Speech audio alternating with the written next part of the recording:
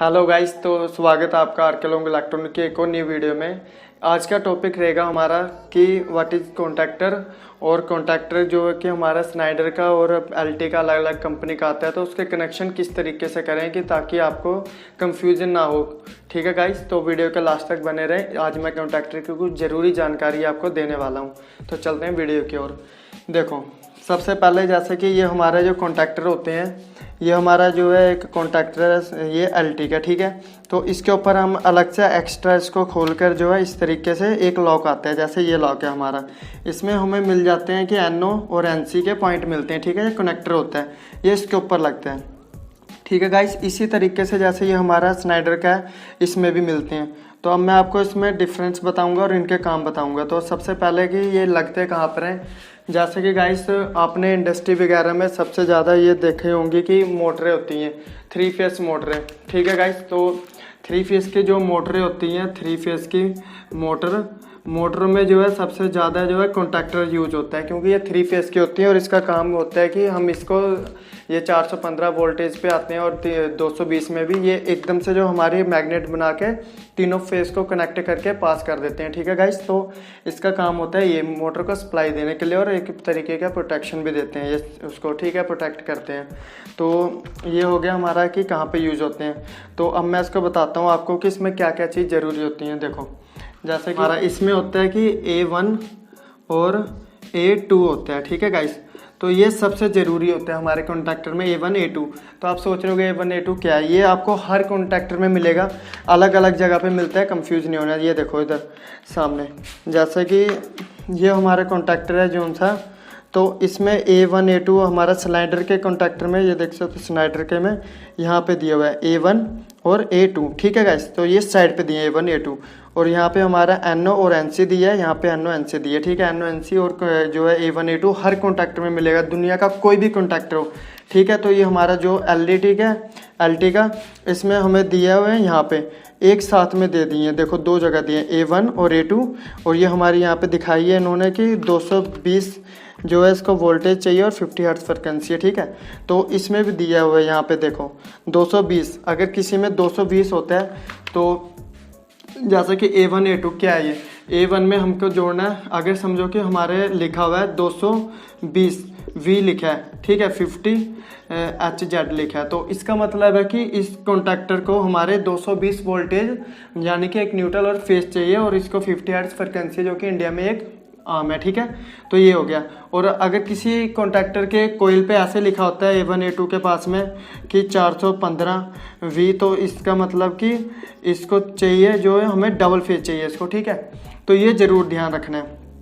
अगर आप 220 वाली वोल्टेज को 400 डबल फेज दोगे तो इसकी कोयल जल जाएगी सर। ठीक है, तो उससे नुकसान हो जाएगा। तो आपने ये सबसे पहले देखना है, ये हर जगह पे लिखा हुआ मिलेगा, यहाँ पे मिलेगा, आपने देखना है।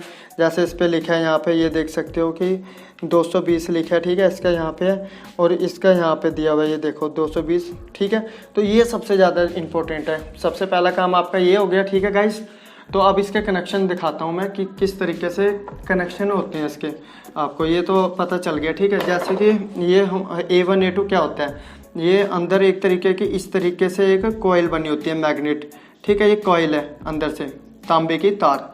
तो जब ये तांबे की तार जैसे हमारी मोटरें होती हैं, इसको एक सिरे को हम A1 बोलते हैं और दूसरे पॉइंट को इसको A2 बोलते हैं। यहाँ पे न्यूट्रल जुड़ेगा, यहाँ पे फेस, तो इसके बीच में क्या होगा, एक मैग्नेट बनती है जो हमारे कॉन्टैक्टर के अंदर से एक इस टाइप का बना होता है। ठीक है गाइस, तो ऐसे बना होता है। जब ये मैग्नेट बनाती है कोयल यहाँ से यहाँ पे लगी होती है, तो ये एकदम से इसको जोड़ती है और ये तीनों फेस हमारे यहाँ से 1 2 3 जो है एक यहाँ से पास होकर ऊपर आ जाते हैं।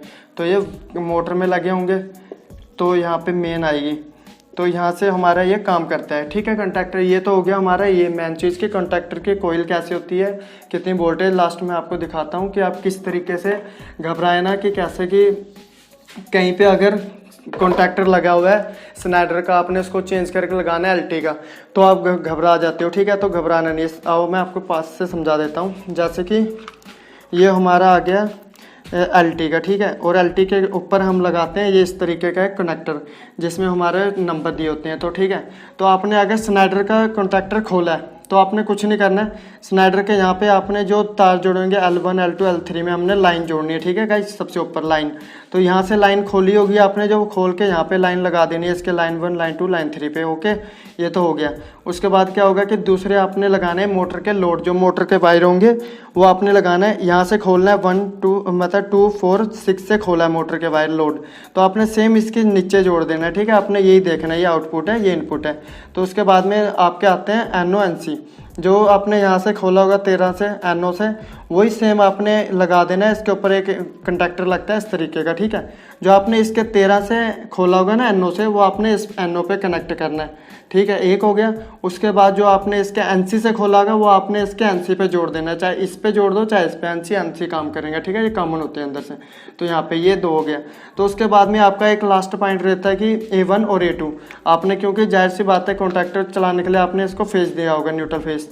तो आपने A1 A2 यहाँ से खोला होगा इसका, ठीक है। तो आपने इसी कॉन्टैक्टर में जैसे A1 A2 खोला और इसमें दोनों ऊपर जोड़ दिए A1 और A2, और ये आपका जो है कॉन्टैक्टर 100% काम करेगा, ठीक है गाइस। तो आई होप कि आपको ये वीडियो समझ आया होगा। और ऐसे ही 3 फेस के अकॉर्डिंग वीडियो देखने के लिए, या NO NC contactor motor starter वगैरह जो भी आपको नॉलेज चाहिए हो, तो प्लीज़ गाइस कमेंट करें, ताकि हम आपके लिए एक और टॉपिक पे वीडियो लेकर आएँ।